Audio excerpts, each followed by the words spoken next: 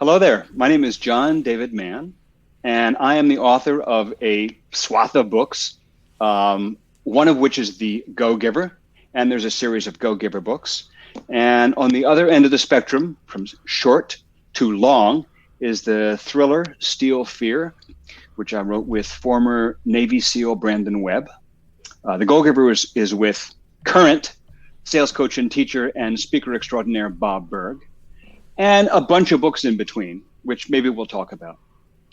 And the best advice I ever got was a teacher who said basically this. He said, "This is good, what you did. This is good, but it could be better." And with that, since I could be better with Phil with me, here it is. That's a great segue. I love that, John. Thank you, man. And I love that you showed Bob's book and your book, because that is one of my favorites, right? I think that's actually how I was brought into your universe with the Go-Giver many years ago. Maybe it was something else. I don't know, but it was no, it's not. No, that's not true. I signed up for your newsletter 100 years ago before I even knew that you were working with Bob. That's how I met you. Really? Yeah, wow. For sure. Yeah. Oh man, you go way back. Far. Yep, I do. That's so cool. Well, I worked at 800 CO Read for a while. So you were the guy, right? You wrote memoirs and stuff like that. And I was like, ooh, this guy's interesting. I think at the time, didn't you have a TypePad blog, if memory serves? WordPress, but yeah. Early though. Early blog. Not as early as Neil Gaiman, but still pretty early. Yeah.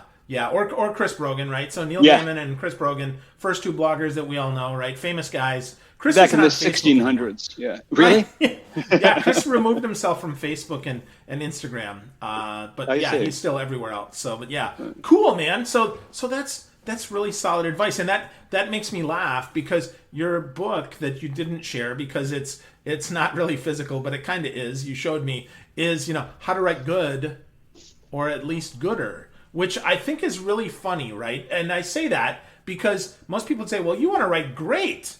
But why good, John? Why is good? Because, I can't, it's like, how do you write a masterpiece? Well, first of all, if you're going to try to write a masterpiece, you're frozen from the start. I can't write.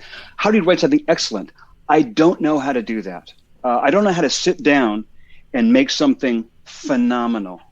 I don't know how to sit down and write a paragraph that is so powerful it will make you weep and then make you go, oh my God, my life has changed. I don't know how to do that. Here's what I know how to do. I know how to write an okay paragraph and then come back to it tomorrow and make it better. I know how to take an idea and get the rough of it on paper, which actually may be pretty crappy. And honestly, often it is. I'm not being modest. The first thing I write down when I'm working on a project, whether it's a blog post or it's a parable or it's a full-fledged big nonfiction or fiction book, the first drafts of anything will tend to be pretty bad, or at least not so great. And then they require work. They require improvement. I need to winnow away the stuff that's not necessary. I need to find a better word, a better way of saying that, a better way of focusing that point. I need to look into this paragraph and say, okay, I get all this, but what am I really trying to say?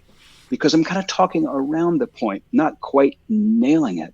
And then I need to sand away this stuff. The whole famous thing about Michelangelo and the David statue, just carving away all the part of the statue that isn't David.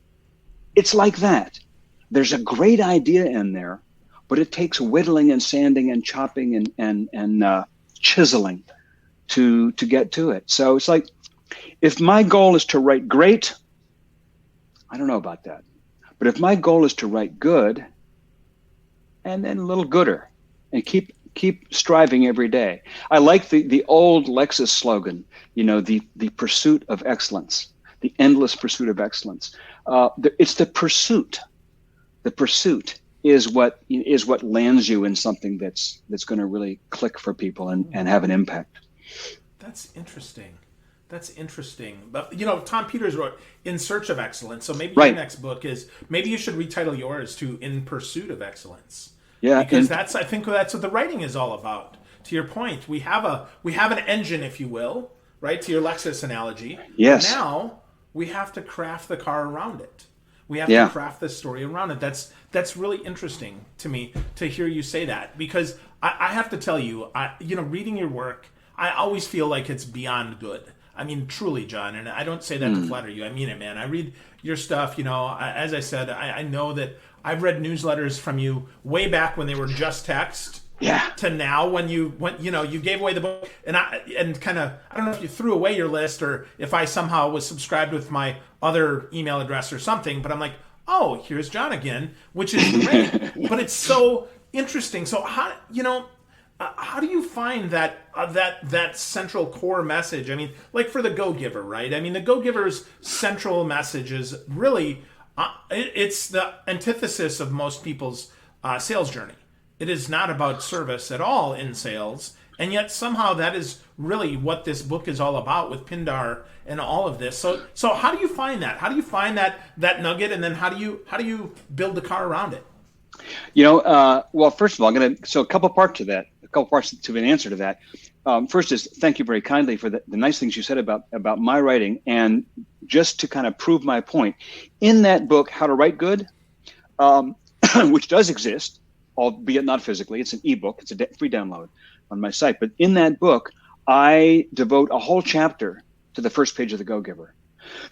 Excuse me. And I show you the first page in our first draft. I offer that as proof that my first drafts are often crappy, because frankly, it's not that good. It's actually pretty bad. And then I walk you through the steps that we took to take that initial draft through to the final draft in the published book. And the published book has sold over 1 million copies. So it must have struck a chord at least somewhere, with you clearly, and with a few others. But if that initial draft, if the whole book had been like that initial draft, we wouldn't be having this conversation, because you wouldn't know about me, because nobody would have read the book. A few hundred people, and boom, it's over. I just say that to underline the point that I'm serious about this pursuit, the gooder part, the at least gooder, because that's where, I started out as a cellist, and my early experience of learning how to start crappy and get good is on the cello. And anyone who's ever had a child who picked up a string instrument or an oboe or a trumpet knows from bitter personal experience that the initial sounds that come out aren't so sweet. And it was no different for me. Starting from that initial terrible squawking and scratching to a point where you can really do something moving and profound with a cello, it's a little bit of incremental improvement every day. And it sounds terrible for a while, and then it sounds okay, and then it sounds good, and then it sounds sublime. And that's the path of writing. That's the path of the pursuit of perfection. So how do you find that? I will say this, that often, like you said, what's the Go Giver about? There's this core idea of what the Go Giver is about, which is that when you put your focus on the other person rather than on yourself, when you shift your focus from what you can get out of a situation to what you can offer to a situation, then your life gets better. It's not just that you have a better impact. It's not just that you serve more people. It's also that your life gets better. It's a pragmatically positive way to live, not just a noble and generous way to live. Well, we had that idea. Bob and I both knew that was the idea of the book, but how do you tell that? Because, that was a paragraph, and we could just try to publish a paragraph and say, hey, everybody, here's the paragraph. Now get it. People would not get it. People learn through stories. People learn through stories because stories wrap concepts and ideas and experiences around people, and therefore we can relate to them. They can relate to them because they're emotional. People learn through emotion. They don't learn through intellect. People exercise their understanding through intellect, and they process it through their intellect, but they don't absorb it through their intellect. They absorb it through how they feel. People absorb through their skin, through their feeling. So, every great speaker, even every moderately good speaker, knows that if you want to reach your audience, you tell great stories. right? That's how you give a talk. You don't start a talk saying, my father went to school in Germany, between the two wars of the 20th century, and very old traditional school, a school founded by Martin Luther. I mean, pretty traditional. And he says he remembers one day his professor standing up in front of the class and saying, "At this point in the syllabus, I am accustomed to telling the following joke." And I think the whole experience was about as spontaneous as that. So you can stand up before people and say, "I'd like to convey to you the following principles. Today we'll be talking about X and Y, and furthermore, if we have time, Z." And it's like, but if you stand up in front of the group and say, "It was the most terrifying experience of my life. A man walked up to me and said, pointed a gun in my face and said, 'Give me your wallet or you're dead.'" Or, whatever the story is. It could be the story. The story could be, "I looked at my kid and realized I was watching him grow up on videotape, on video camera, because I never had time to be with him when he was awake because I was at work all day." Whatever the story is that reaches your audience, it's stories that reach people. It's stories that teach people. If you want to reach, you've got to teach. If you want to touch, you've got to teach. If you want to teach, you've got to touch, is what I meant to say. So Bob and I had to find sort of the story of the Go-Giver. What's the transformation? What's Joe's transformation from where he starts to where he ends up? And that's true in any book. What's the journey? It's the journey. It's the arc of the story. I contend that any writing, from a novel to a blog post to a LinkedIn article to an email, really, like a tweet if you want to get crazy, basically any communication is a story of some form. It has a beginning, middle, and end. It has an arc to it. Because you're taking the person you're talking to on a journey. It's like the most crass, mundane example I can think of, which salespeople may be familiar with, is the old feel, felt, found, right? I know somebody gives you an objection. That seems awfully expensive to me. You say, "Yeah, I know how you feel. I felt that way myself, but here's what I found, Bob." I mean, yeah, it's formulaic and cliched in the extreme, but it has the virtue of being a journey. It's like, there's a story to it.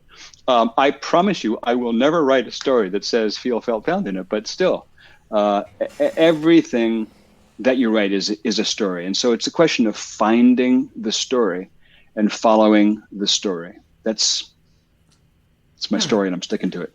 So is that true in a memoir and a nonfiction book, and in Steel Fear, right? So yes, was that the goal there? I mean, you had a paragraph that you expounded upon into 400 pages, right? I mean, is that what you did there as well? Is that how that works? 460, if you want to. But anyway, yeah. I mean, basically, yes. It's, although I'm going to take what you said and just kind of normalize it a little bit. First of all, yeah, I've written some memoirs. And I've written some nonfiction books. A nonfiction book, I'm by that I mean basically a book about some ideas, right? So a book like Flash Foresight is a book with Dan Burris. It's a book about how to anticipate what's going to happen in the future and use that to your advantage in the present. So it's a how-to book. It's an idea book. It's a concept book. It's not a book about Dan's life. It doesn't tell his story. I've written a bunch of those nonfiction books. I've written a bunch of memoirs, another person's life story. And of course, obviously, a bunch of parables, the Go-Giver books and Out of the Maze and Latte Factor and a bunch of others. And now a thriller. They're all stories in the same way. And so when you write a memoir, you're not making the story up. I mean, you're not fabricating it. It's all things that really happened, but you still have to find the story. It's like you sit down with someone like, I did Brandon Webb, my Navy SEAL buddy. I did his memoir. It's called The Red Circle. It was the first book we did together. And I had to sit down with Brandon and have him basically tell me his life story from A to Z. We do it in like 45-minute or 1-hour phone conversations, which we did over the course of months. I record them, get them transcribed, and then pour through the transcripts. And that was kind of the raw material for starting. But I had to sort through that and say, okay, what's the story here?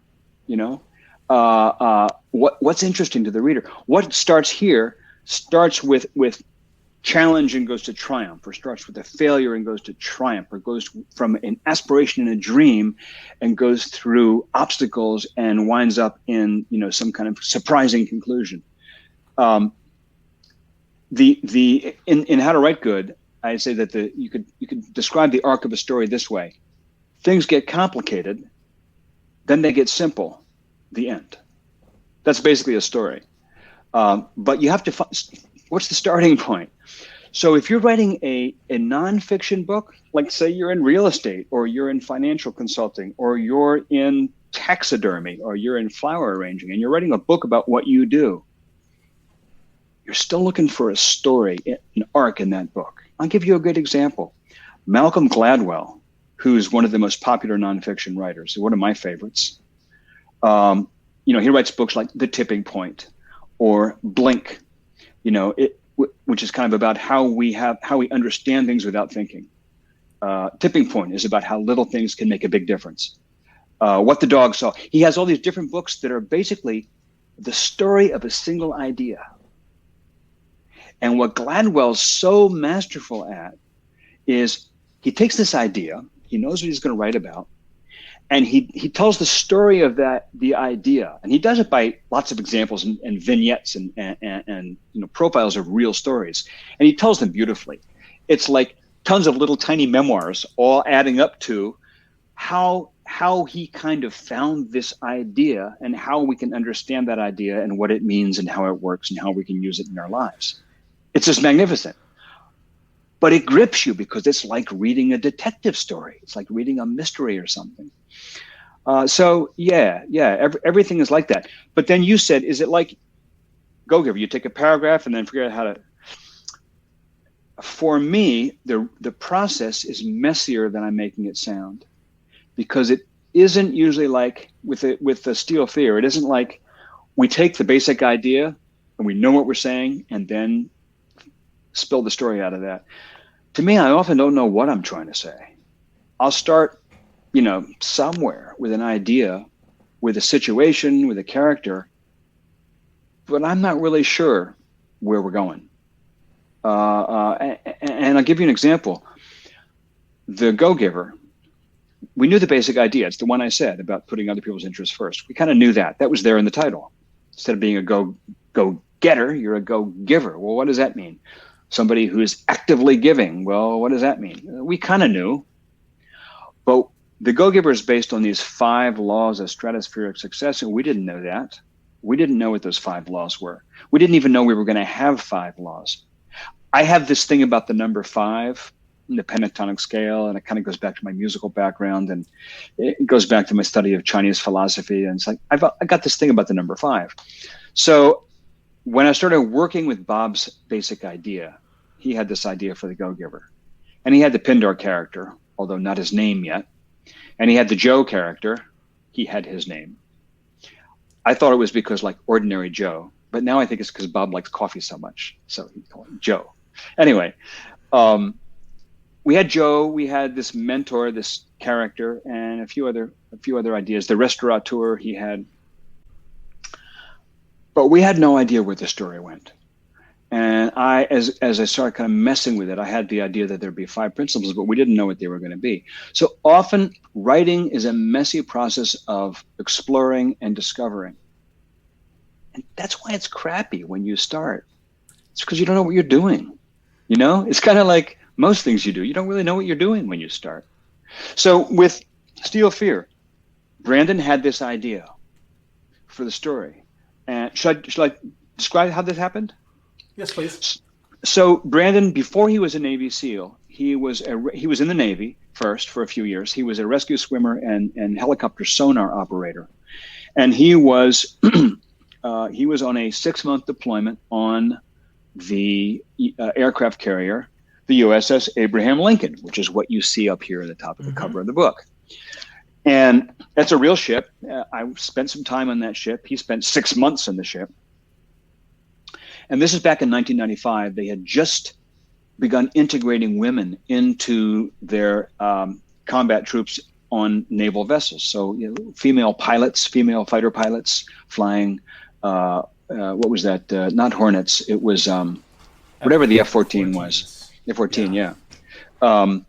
And a Tomcat, that's it, F-14 Tomcat. So they had female pilots, and they had female helicopter pilots, and they had women staffing the ship. And it was a challenge. Like, how do you integrate women on this close confined quarters for 6 months? With almost no relief from the outside world. And in the Navy on a ship, it's like no fraternizing. So it's a really challenging deal. And so they were going through that culture shift. And there was a sexual predator on board. It was this weird thing where there was this guy, presumably a guy, who would sneak into the women's shower area and flip off the lights and go in and molest somebody and then run, And it was understandably freaking people out. It kind of cast this sort of pall of terror over the ship for the women and the men, for everybody. It was creepy beyond belief. They never caught the guy. And Brandon thought at the time, man, what if these were murders? And that was the seed of the book. So here was the idea. There's a serial killer on an aircraft carrier. That's the whole idea. And that was his seed for his book in 1995, which he brought me 20 years later, 25 years later, 2009, in one of our first conversations. He said, would you ever be interested in writing a novel with me? I was like, I just put out The Go-Giver a year earlier, and I was writing a couple of memoirs, and I was, business, and I was all about personal development and leadership and nice, sweet things. And it's like, oh, a novel about a serial killer? Why would I want to do that? Hell yeah, of course I do. So it took me a decade to figure out why I'd wanted to do that, but I did. So we had no idea who is the hero of the book. And I spent years thinking about that. Who's after this? Who's going to be the guy that we follow? Who's going to be the person that we follow? And I ended up with two characters. One is loosely based on a female helicopter that Brandon knew at that time on the Lincoln, whose name was Mona, and we called her Monica. And the other character's name is Finn. No last name, apparently. Finn, like Huck Finn. And Finn is the stranger in town figure that you see in a lot of Westerns, right? He's this lone Navy SEAL with a cloudy past who's been dropped onto the ship at the beginning of the book, and no one knows why. And come to find out, he's not even sure himself why. And in fact, he has some memory issues. There's no spoilers, I think, if I just go ahead and say that. He's got some issues with his memory, and he's just come from a mission that has gone horribly wrong. And so finding the character of Finn it was kind of like finding the character of Pindar in The Go-Giver. It's like once we had Pindar figured out, and once he had a name, the book's engine started to purr. And it was the same way with Steel Fear. Once we had Finn, not only did the story start to purr, but we realized this is going to be a series. This isn't just one book. So anyway, the point that I'm making is, and again, whether it's a novel or a parable or a memoir or a nonfiction book or an article or a blog post or even an email sometimes, I often don't know what I'm saying until I'm halfway into it, until I get into it. And I go, oh gosh, I got to go back to the beginning and rewrite this because this isn't what I meant to say. What I thought I was saying is this. Here's what I really want to say.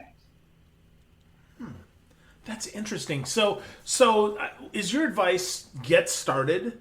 Yes. Get going and then go back and edit later? I mean, like Hemingway, wasn't it Hemingway who said, wasn't it like write drunk and edit sober or something like that? That does sound like Hemingway. I would not be at all surprised. I can't remember, but that was something like that. So it could have been me. It could have been. It could have been. Yeah, let's give that to you. Yeah. Hemingway is always stealing from me, man. It's like what a. I know, right? But yeah, I am not only am I saying that, I'm going to emphasize it by banging my shoe like Nikita Khrushchev. I think one of the things that kills people's writing, that kills aspiring writers, and that stifles people's writing, is people will start to You know how in a romantic comedy, you'll see the guy or the woman sits down at a computer and starts to type out an email, and they go, "I just want to say I had a great time today." And they stop, and then they delete it all, and they start over again. "I really had a good," and delete it again. They say, "It was a pleasure meeting you today." "Oh, that sounds terrible," and they delete it. It's cute and it's funny in a romantic comedy, but it's not cute and funny in real life, because people do that with their writing. They try to edit while they're writing. They write a sentence or they write a paragraph and they say, "That's crap, that's garbage," and they erase it and they start over, and they erase it and they start over. Or they write a page and they go back to it that night or the next morning and say, "Oh, this is awful." And they crumple it up and they throw it away, and that's the end of it. You know the story about Carrie, Stephen King's first big novel? So Stephen King has this idea about a girl in high school, right? In the locker, and a girl with paranormal powers, he wrote this opening scene, and I don't know, 8 pages, or he wrote just the very beginnings of the thing, and he thought, shit, I don't know what I'm doing. I don't know what it's like to be a teenage girl. I've never been one. I don't know what I'm doing here, and he crumpled it up and he threw it in the trash. And as far as he was concerned, that was it.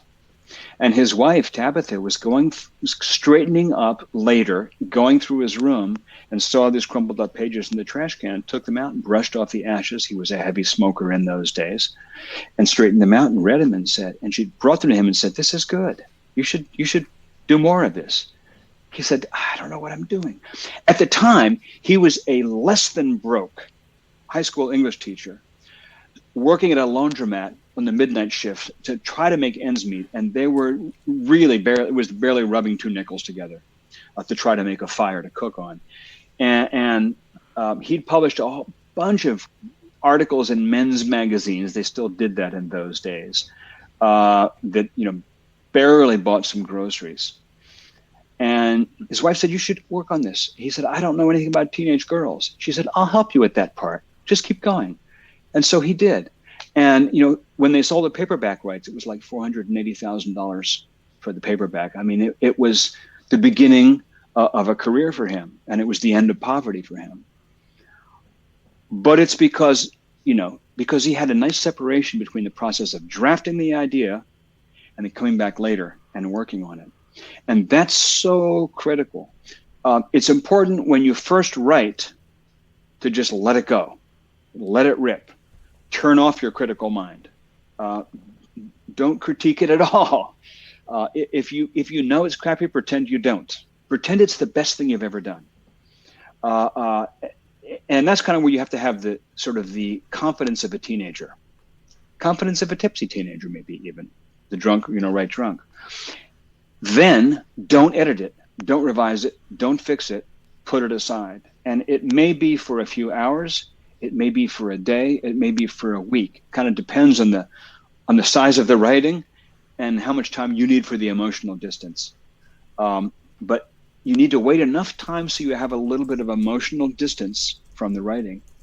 Then go back to it and look at it and be really, really open to changing it. I mean, if I write a whole page of stuff one morning, there may be 3 sentences in there that go, "Oh, that's good. That works." And all the rest goes. But it's worth it because I got that. It's like sifting through a mud puddle for a gemstone.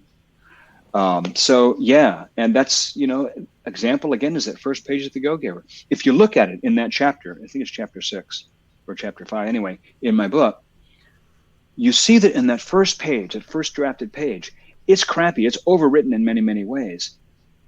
But there's some good stuff in there.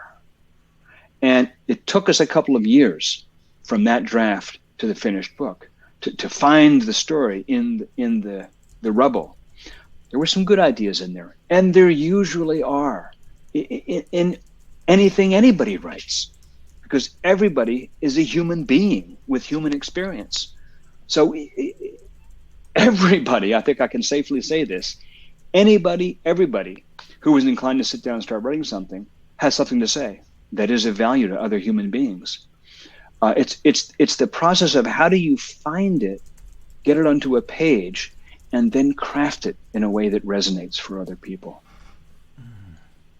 How do we balance that though, John? When we have to, or at least we think we have to put something out weekly, monthly, daily, whatever, as an article. I mean, do we just let it rip and then go back and edit later and put it back together? I mean, because I'll tell you, I'm struggling with that right now, John. I'm really challenged by the fact that I feel like my writing sucks and I can't put anything out. Like I threw away my mailing list right now because I can't write.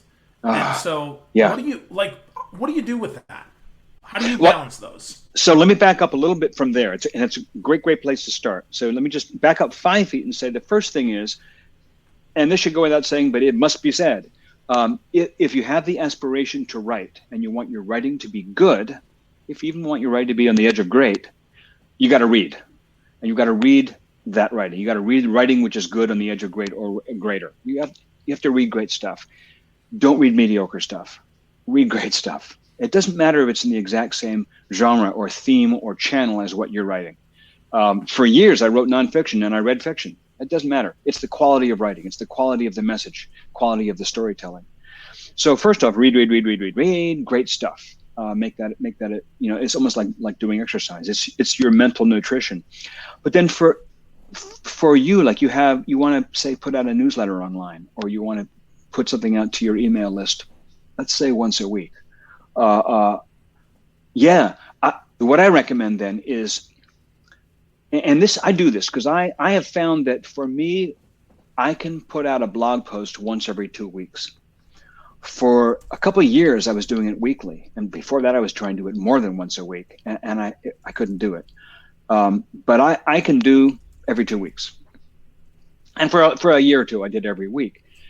For me, if I'm going to put a blog post out next Tuesday, I know that Thursday or Friday, I need to start. I'm going to start by just thinking about the idea and getting some rough ideas on paper. And they will not necessarily be the beginning of the piece. They'll be somewhere in the middle. Maybe I'll think about an experience that I had that maybe relates to this point, and I'll write down a few words that remind me of that experience I had as a high school student or something. And then I have a couple of lines of thoughts, and I'll just get something down that's kind of like pointers or clues or beginnings. And maybe I'll draft a paragraph or two. But then I'll go back to it later. And later might be tomorrow morning. It might be tonight. Again, the time scale depends on your needs and your situation. But I do think it's really important to break the writing, break the finished piece into several steps. And one of those steps is going to be drafting. One of those steps is going to be fleshing out. And the third step is going to be finalizing, like finishing. And you don't want to leave out any of those 3 steps. If you try to flesh it out while you're drafting it, for me, I can't do that because I don't know where I'm going often. It's in the fleshing out that I discover where I was going. Drafting is just like tapping into my brain, tapping into the ether, doing something. It's like very right brain. It's very non-sequential. It's very intuitive. You could call it creative. It is definitely messy. So that's the drafting part, and it's a mess, and it's weird, and I would never show what I have on paper to anybody, not even my wife, because it's like, what does that mean? Then the fleshing out of that, I take the idea and say, no, where could I go with that? And that's where I say, oh, I see, I'm not going here, I'm going over there. Or I'll often find out that when I had my first drafting ideas, this used to happen to me a lot. I used to do a monthly article for a magazine. It was like the closing editorial, an op-ed piece at the last page. I had 400 words. And I'd often draft it, and I'd have like 500-600 words, and it would be kind of a mess, and it wasn't elegant, and I didn't know how to finish it, and something was wrong. And I show it to a friend of mine. He would say, "Oh, you got 2 ideas here." Oh, I was trying to say 2 different things. I was trying to make 2 points, and really, I should just make one of them because one is a good article. And so I would literally take half of the piece, cut it off, put it off in a file, and just take these 200 words and go, oh, that's the article. And then say, well, how do I flesh that out? Sometimes that happens, where you have a whole chunk that you thought you wanted to say, and it's not appropriate to this article. So that's the fleshing out part, where you start to get to know what your first thought was, and you start to figure out what it really should be, and you fill it out. And at that point, you can't be thinking,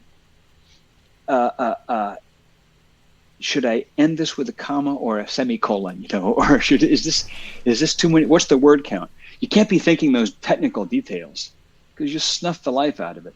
You need to just be thinking, what's kind of my narrative here? What's the story? What's it feel like? Then step 3 is finishing it. And that's where you say, okay, piece is done, but it's kind of rough. Now, it's like I finished building this table, but now I have to sandpaper it. And now I have to, shave it off, and I have to shellac it. And so that's where you say, well, is this the best verb is here? Is this the best? Should that big sentence be 2 sentences? Is this paragraph too long? Should I cut it in 3? Or are these too short? Should I chunk them together? That's where you start to finish the whole thing and give it the best possible form.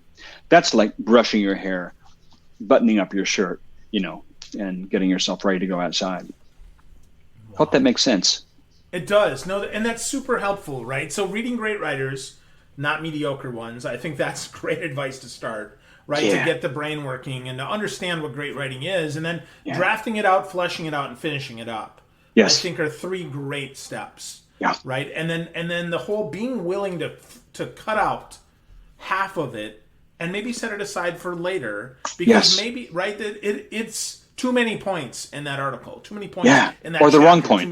Or the wrong point. Yep. I really, really like that, John. And I think that's a great place for folks to get started and to get moving here, right? If you're stuck, if you're thinking, oh my gosh, I'm never going to write as well as John David Mann, I will tell you, I certainly suffer with that. But the goal is not. It is to write good and then write gooder. At least really gooder. Like that. Yeah, at least gooder, right? And I'll be honest with you, I suffer from the same thing. It's like I also think I wish I could write as good as John David Mann. I mean, and what I mean by that is, it's like right now I'm writing the sequel to Steel Fear, and I look at Steel Fear and I go, holy crap, that's really good. And it's not just the result of my writing; it's the result of a fantastic editor and a brilliant agent who also was an amazing editor, and a lot of readers for their input, and Brandon, my co-author, and all his input. But the book is really good. It's like The Go-Giver. I look at The Go-Giver and say, wow, writing a sequel to that is incredibly intimidating to me, because I go like, how could I don't think I can do that again. And I don't think I could do that again. Here's the funny thing. I can, but I don't think I can. And so it's, you got those 3 pieces beautifully. It's the drafting, the fleshing out, the finishing. What I want to say about those is, they're very different mindsets in the first part and the third part. The mindset of the first part is you have to forget about everything. Forget about somebody else's writing you admire. Forget about what people are going to think. Forget about what you're going to think. Forget about anything. This is like the right drunk place. This is like, get rid of all your inhibitions. Write sloppy, overwrite, do purple prose, write insane, use curse words if they come in your mind. Write anything, whatever you think, write it. I mean, dare yourself. Say, no, I couldn't write that. Oh, go ahead and do it. Write. And don't look back until tonight or till tomorrow. When you're finishing a piece, it's the opposite mindset. The finishing is where you're completely sober. And when you say, is that really the best verb we could use? And you're really being objective. And it's like, I spent over 10 years as an editor, as a paid professional editor, editing other people's stuff, which is great training, because you're not emotionally attached to somebody else's stuff. It's not your stuff. You have to finish your own stuff in that mindset. It's like somebody else wrote it. You have to look at it and say, what was this guy Phil trying to say? Can we find a better noun? Can we find, is that too many? Could those adjectives be taken out? Could we just shorten that sentence? Could we say it better, cleaner, simpler? Mostly the rewriting process, mostly the finishing process is the process of subtraction. Mostly it's deleting words, saying things in a little bit tighter, a little cleaner, a little more condensed. The first finished draft of Steel Fear was 150,000 words. The published draft is 100,000 words. was like every third word had to go, basically. And when I was at 150, and our agent said, "Yeah, this is exciting. This is a good book, but you have to take it down to 100,000 words." I was like, "What?" That's like saying, "Oh, your child is very lovely, but you need to take off, a third of their body weight." I mean, how do you do that with it? I couldn't imagine it, but it got better and better and better with every 10,000 words that went. So, wow. Well, I love that, John. That's a great place for us to wrap up today. So much more we could cover, but writing first and then forgetting what anyone else thinks, including you, right, is great advice for all of us, right? Get started. Let it go. Just write. Let it rip. I like that you even said challenge yourself to really write that piece, even if you don't think you can. I think that's really fun. That's a great way to consider this, because I'll tell you, I know I've been stuck, and I know people that I've talked to, they get, "Oh my gosh, I'm never going to be that good." But to hear you even say, "Boy, I wish I could be as good as John David Mann," in a non-ironic way, that's really helpful. I have scenes in the book I'm writing right now. I'm writing the sequel to Steel Fear, and there are scenes in it. This happens in every book. There are scenes that are intimidating to me. It's like, oh, I'm going to just put that scene aside because I'm going to have to write that scene at some point, and I have no idea how to do it. It's like there's an action scene that's totally intimidating to me. And, at some point I have to sit down in the morning and have a cup of coffee and say, okay, we're going to write this scene. Let her rip. But it's like I have to do a drum roll, man, to get up for it. Wow. That's awesome.